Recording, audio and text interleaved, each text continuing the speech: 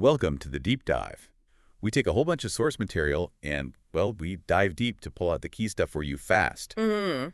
Today, we're listening in on the dating scene. We've got audio clips from a YouTube channel, Date Diaries. Right, the second date update ones from Brooke and Jubal. Exactly. And if you haven't heard it, it's pretty great radio. They call people after a first date that went nowhere. Trying to figure out why there wasn't a second date. Yeah, and you hear those first calls, trying to piece it all together, often super awkward, sometimes funny. And what you get is this really unfiltered look at dating. It's not like polished reality TV. It's actual messy interactions, first impressions crashing and burning. Totally. And the reasons. Yeah. All over the place. We've got awkward comments, Right. really unwanted touching, Yikes. some truly bizarre misunderstandings. Let's just jump in. Okay, so first up, Jacob and Amanda. Amanda called the show right, so she thought maybe things went okay. Apparently. But Yeah. Jacob, Oh, man. For him, the date turned into like a deep dive into Amanda's last relationship. she's comparing the waiter's jawline to her ex within minutes. Hmm. Then just story after story about the ex. You have to wonder, did Jacob feel like he was even on a date?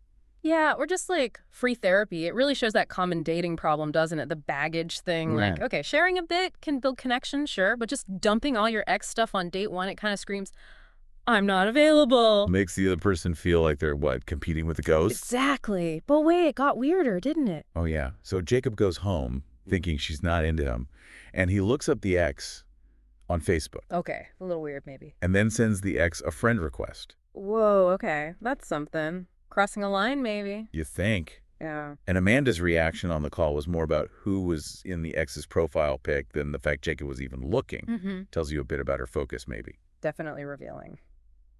Okay, moving on. Dana and Kenny. This one started badly. Uh-huh.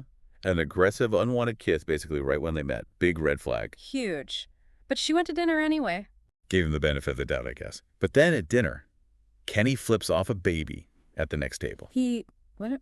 Flipped off a baby? Yep. Tried to play it off as a joke, apparently. Wow. That just speaks volumes about, like, basic social awareness. Or lack thereof. You can see why Dana noped out of there. Yeah. Huge clash in just basic behavior. Totally jarring. Yeah. Okay, next. Kelly and Dylan. Kelly felt a vibe, wanted to hang out again one-on-one. And Dylan. Dylan just laughed it off. The twist. Dylan's gay. Ah. He thought it was obvious he was actually interested in Kelly's male friend who was also there. Oh, a classic misunderstanding based on assumptions. He thought one thing was clear, she read it completely differently. Yeah, shows you got to communicate clearly, even if you think something's obvious. So true. Okay, then Liz and Travis, their date ended badly. Understatement. Big argument in the car, he kicks her out. Done deal. Yeah, Right. you'd think.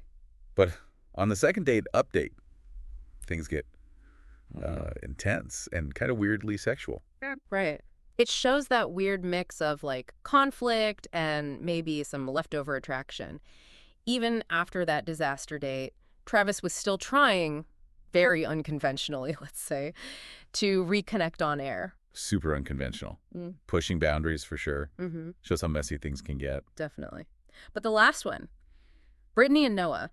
This is kind of mind-blowing. Totally different category. Brittany calls Noah 3 years after they hooked up once 3 years. Okay. to tell him he's a 2.5-year-old daughter. Wow. Just, Yeah, wow. A daughter he knew nothing about. nothing. That's a life-altering phone call right there. Absolutely. Talk about a connection having long-term consequences you never imagined, and Brittany deciding to reach out after all that time. It's huge. And Noah's reaction, eventually. Pretty new. It's even crazier, right? It does. They actually work through this massive surprise. And now, years later, What? they're engaged, they have another baby coming, and their daughter, the one he didn't know about, she's going to be the flower girl at their wedding. Get out. That's incredible. Seriously.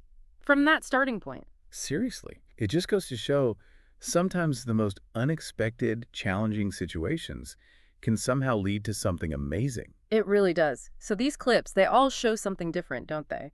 The sheer variety of reasons why things don't click, or sometimes how they do click in the most unexpected ways. Exactly. It highlights just how complex connecting with someone can be and how easily wires get crossed right at the start. The miscommunications, the different perceptions. Yeah.